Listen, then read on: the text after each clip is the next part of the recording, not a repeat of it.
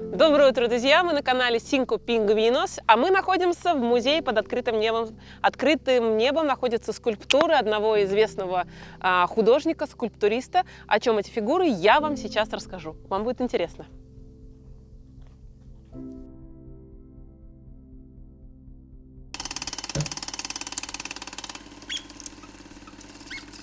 Итак, друзья, мы находимся в лесу де Кан-Хинебреда, в регионе Поркерес, рядом с городом Боньялес, находится этот самый чувственный музей в Каталонии, который был основан в 1975 году скульптором, художником Шико Кабаньес.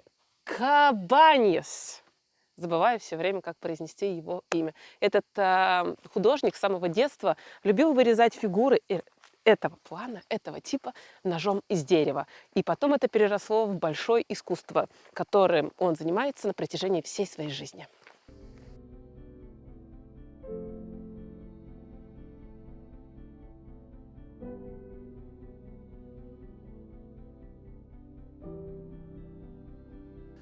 Вход в музей не бесплатный, стоит 4 евро за человека.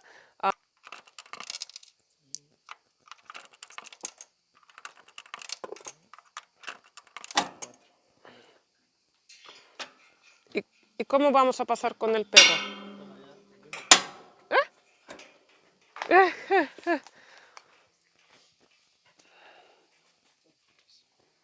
Poniendo las luces conforme eso.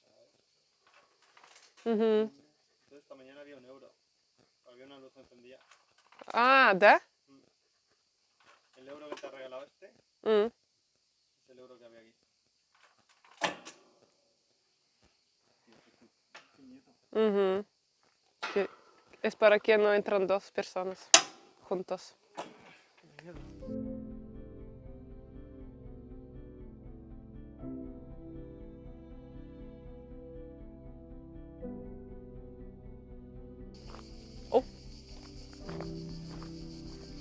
Это что такое? Это pene con grandes cojones.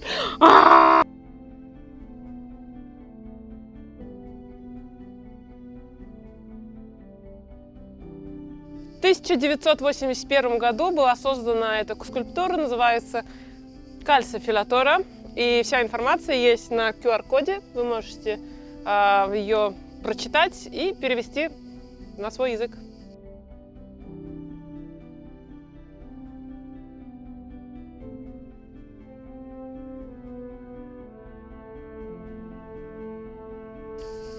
Например, вот эта скульптура называется «Могила любовников».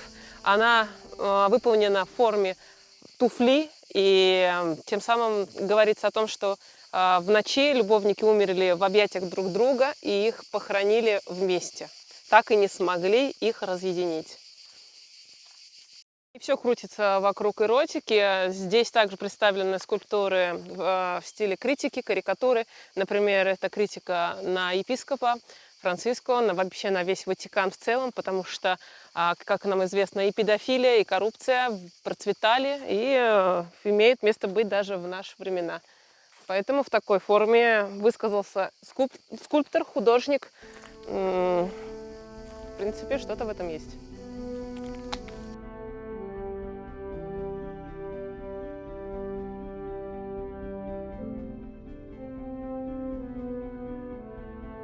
А это скульптура 1998 года под названием «Чернобыль». Думаю, не нужно объяснять. История всем нам очень близка. Кстати, нашли наших любовников, которые еще были живы. Там была их могила, здесь они еще продаются любви.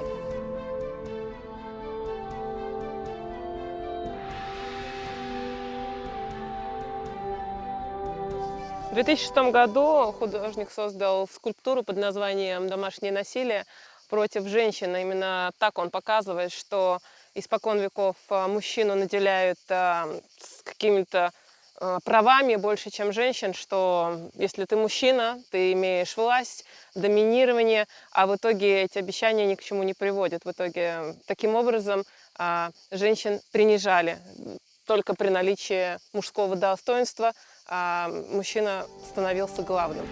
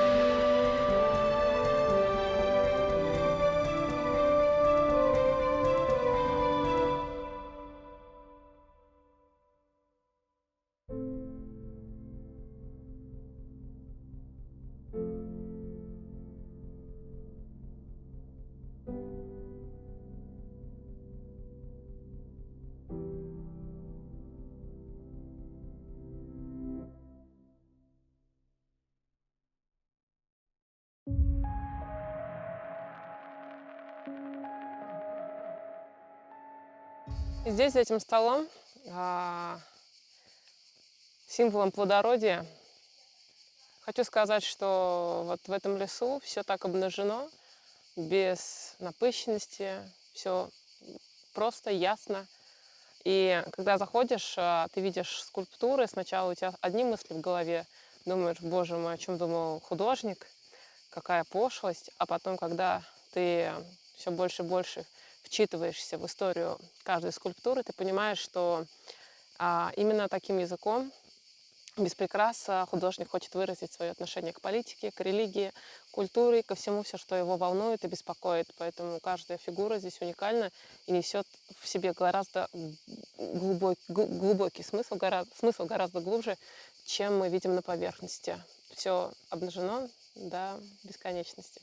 Спасибо, что досмотрели наш ролик до конца. Не забывайте ставить лайки, писать ваши комментарии, подписываться на наш канал, делиться со своими друзьями нашим видео, потому что мы ищем самые интересные места в Испании и не только для вас, ну и, конечно же, для нас самих. Спасибо.